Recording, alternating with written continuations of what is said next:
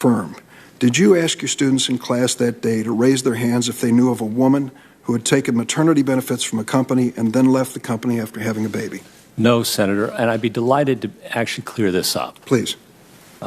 Because the first I heard of this was the night before my confirmation hearing.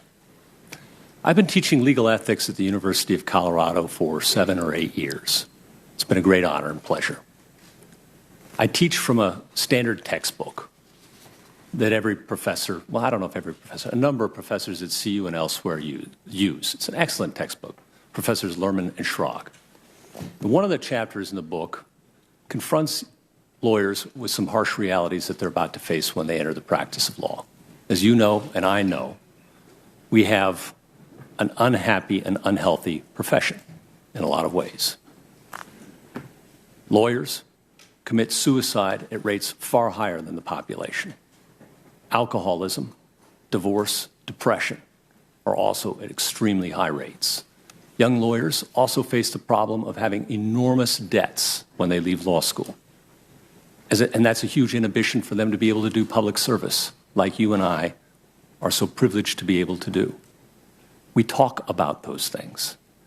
There is one problem in the book, and I'd be happy to share with you the book and the teacher's manual so you can see for yourself, Senator, which asks the question, and it's directed to young women, because sadly this is a reality they sometimes face. The problem is this: suppose an older partner woman at the firm that you're interviewing at asks you if you intend to become pregnant soon. What are your choices as a young person? You can say yes, tell the truth. The hypothetical is that it's true, and not get the job, and not be able to pay your debts. You can lie, maybe get the job. You can say no. That's a choice too. It's a hard choice. Or you can push back in some way, shape, or form. And we talk about the pros and the cons in a Socratic dialogue so that they can think through for themselves how they might answer that very difficult question.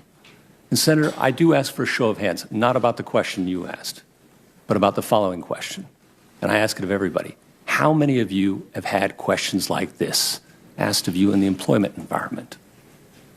An inappropriate question about your family planning.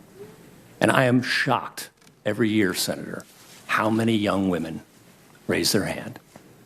It's disturbing to me. I knew this stuff happened when my mom was a young practicing lawyer, graduating law school in the 1960s. At age 20, she had to wait for a year to take the bar. I knew it happened with Justice O'Connor. Couldn't get a job as a lawyer when she graduated Stanford Law School and had to work as a secretary. I am shocked it still happens every year that I get women, not men, raising their hand to that question. Thank you for the opportunity to clarify.